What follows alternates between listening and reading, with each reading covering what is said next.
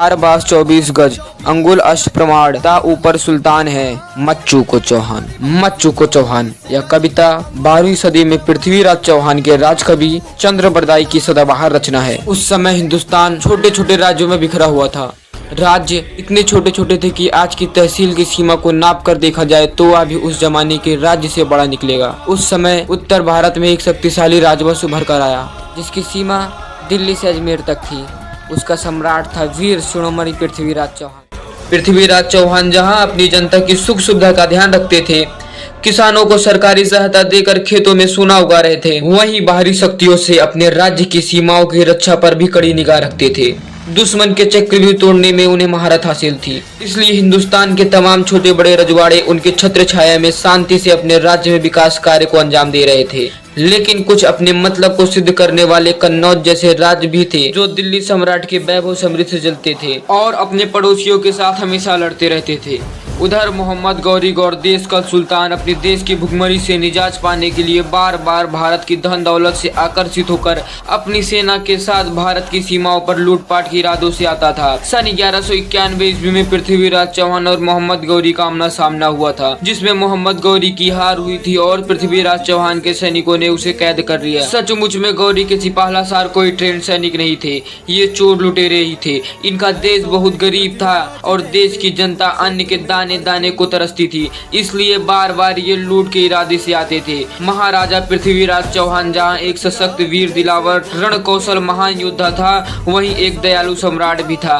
मोहम्मद गौरी ने सम्राट से क्षमा याचना की, प्राणों की भीख मांगी और सम्राट पृथ्वीराज चौहान ने उसे प्राण दान दे दिया और कैद से उसे मुक्ति दे दी। वह वापिस अपने देश चला गया, कभी वापिस न आने की शपथ लेकर। इधर हिंदुस्तान के कोने कोने तक पृथ्वीराज चौहान के वीर प्रतापी सम्राट होने का समाचार फैल चुका था। कन्नौज के राजा जयचंद्र की एक पुत्री थी, नाम था संयुक्ता। वह बहुत सुंदर, चतुर और होशियार राजकुमारी थी। उसने पृथ्वीराज चौहान की महानता, वीरता, रण कौशल के बारे में सुना था और वह उन्हें ही अपना पति मान चुकी थी। राजकुमारी अपने लिए उपयुक्त वर चुन सके, जयचंद्र ने स्वयंवर का ऐलान किया। तमाम राज्यों के राजकुमारों को स्वयंवर में शामिल होने का निमंत्रण दिया गया, लेकिन प्रतापी सम्राट पृथ्वीराज चौहान को जानबूझकर निमंत्रण नहीं भेजा गया। संयुक्ता को जब मालूम हुआ कि उसके पिता ने पृथ्वीराज चौहान को निमंत्रण नहीं भेजा है तो उसने एक निजी पत्र लिखकर अपने खास विश्वास पात्र सेवक के हाथों पत्र सम्राट को पहुंचा दिया, इस अनुरोध के साथ कि वे आएं और अपनी संयुक्ता को यहां से ले जाएं। निश्चित दिन सही समय पर पृथ्वीराज चौहान स्वयंवर स्थल पर पहुंचे और राजकुमारी संयुक्ता को सबके सामने अपने अस्त्र पर बिठाकर 9-2-11 हो गए।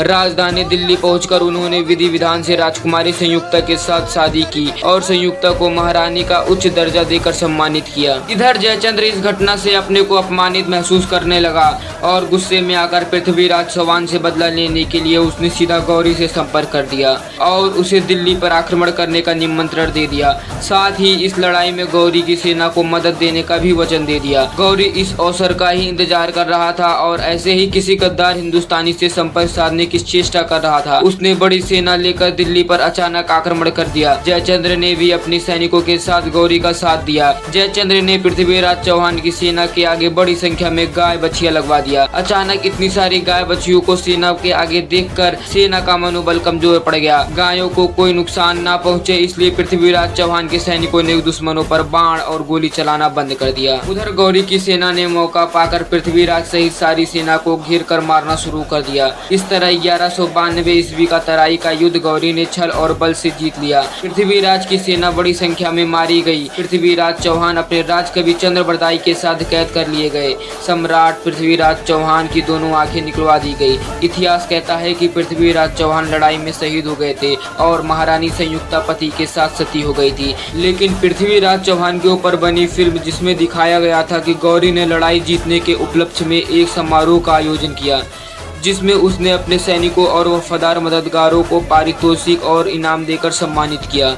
सबको कुछ न कुछ मिला। अब बारी आई जयचंद्र की।